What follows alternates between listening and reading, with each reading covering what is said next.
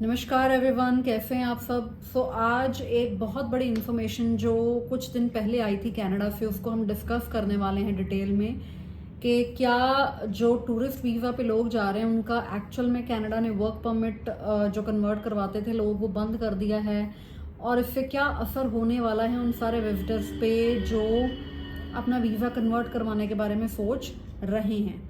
So before we start a video, please subscribe to the channel and share, like, follow ज़रूर करें, because कोई information जो आपके काम की नहीं भी है अगर आप शेयर करते हैं तो किसी ना किसी के काम वो ज़रूर आ सकती है।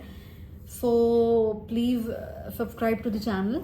सो स्टार्ट करते हैं इस इन्फॉर्मेशन को जो कि रिसेंटली कनाडा ने अपनी वेबसाइट पे अपडेट की है कि वो एक पॉलिसी को बंद कर रहे हैं कि जो भी विजिटर्स कनाडा में एज अ टूरिस्ट आते हैं वो पहले क्या करते थे, अपने वीज़ा को कन्वर्ट करवा लेते थे वर्क वीज़ा पे, और इमीडिएट इफेक्ट पे कनाडा ने उसको बंद कर दिया है।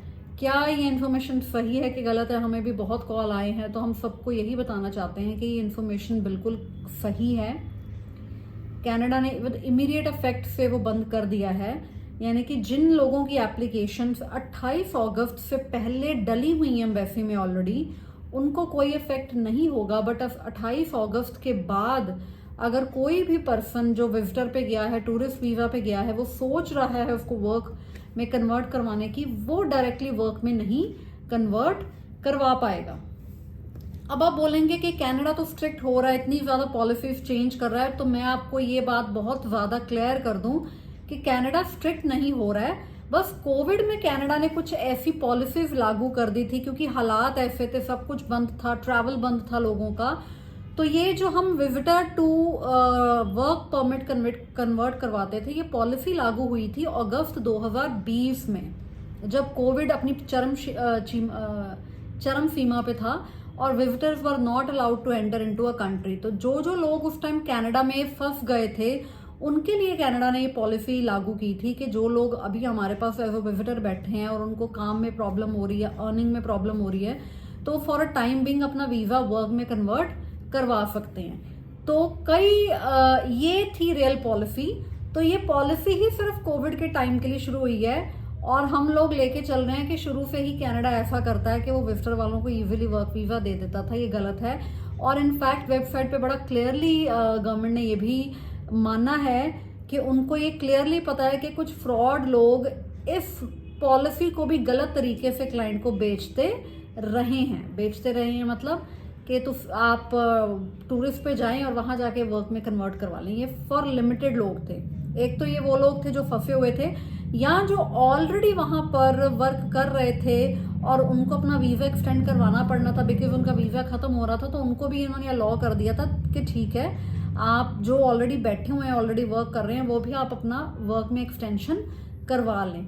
सो ये कनाडा की गवर्नमेंट को जब पॉलिसी बंद करना है वो कर सकती है कभी भी, बिकॉज ये कोविड की ये पॉलिसीज इशू हुई हैं, तो उस पॉलिसीज को लोग गलत लेते रहे हैं कि शुरू से ही टूरिस्ट वीजा वाला वर्क में कन्वर्ट करवा सकता था। अब आप बोलेंगे कि कनाडा तो स्ट्रिक्ट ही हुआ है कोविड के बाद ही से, लेकिन उन्होंने पॉलिसी तो बंद कर दिया है।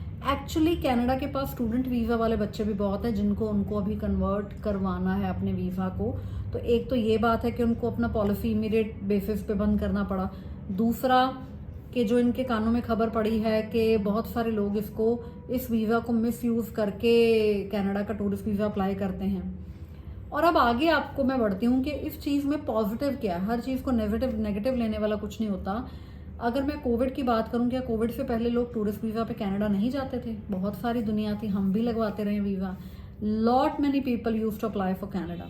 सो ऐसा कुछ नहीं है। अगर आपका ट्रैवल करना एक मकसद है, कनाडा देखना एक मकसद है, तो आपको इस पॉलिसी का कोई फर्क नहीं पड़ना चाहिए। 2020 कोविड से पहले भी अपार दुनिया टूरिस्ट वीजा कनाडा का ट्राई करती थी, बिकॉज कनाडा में एक ऑप्शन लोगों को मिल जाती है कि हमारा कोई रिलेटिव, कोई फ्रेंड वहां बैठा है, और अगर हमें वीजा मिलता है तो हम उसकी सपोर्ट से घूम लेंगे, फिर लेंगे। तो I hope you are getting my point कि अगर ये वाला ऑप्शन बंद हो गया है तो विजिटर्स को कोई प्रॉब्लम नहीं है वहां जाने में। 2020 से पहले भी विजिटर वीजा वाले अप्लाई करते रहे हैं वीजा, और मुझे लगता है कि आगे भी आने वाले वक्त में जिसने ट्रैवल करना है, विजिट करना है, वो रुकेगा नहीं और रुकना चाहिए भी नहीं है। इस पॉलिसी का आप लोगों पे कोई असर नहीं होना चाहिए।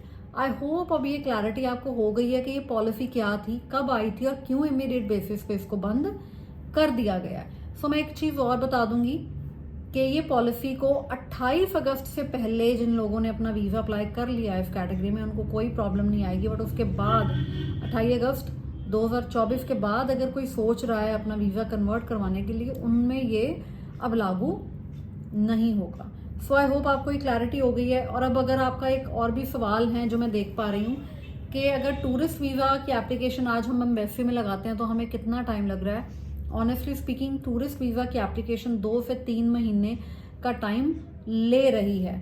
कई केसेस में 3 महीने से 10 दिन ज़्यादा भी क्रॉस हो जाते हैं। और इनकी ऑफिशियल वेबसाइट से भी ये वेबसाइट पे भी इन्होंने बोला है कि 76 डेज तो मिनिमम हम विजिटर वीज़ा की एप्लीकेशन के डिसीजन को लेंगे। सो आई होप अब आपको टाइमिंग वगैरह भी क्लियर हो गई है कि टूरिस्ट वीज़ा में एम्बेसी कितना टाइम ले रही है। और अगर अपना कोई वीज़ा वर्क में कन्वर्ट करवा रहा है वो एप्लीकेशन खासा टाइम लेगी। सो जो लोग अपने वहाँ पर बैठे भी हुए हैं और उसको वर्क में कन्वर्ट, किसी भी एप्लीकेशन को वर्क वीज़ा में कन्वर्ट करवाने वाले हैं, वो टाइमली अप्लाई करें। टाइम क्योंकि आजकल एम्बेसी में ज़्यादा लग रहा है। सो अगर ये इन्फॉर्मेशन आपको अच्छी लगी है और अगर आप शेयर कर सकते हैं ज़रूर करिए, सो दैट लोगों तक इन्फॉर्मेशन पहुंचे जो इस कैटेगरी को देख रहे हैं आगे आने वाले टाइम में अप्लाई करने के लिए। So thank you so much. Till then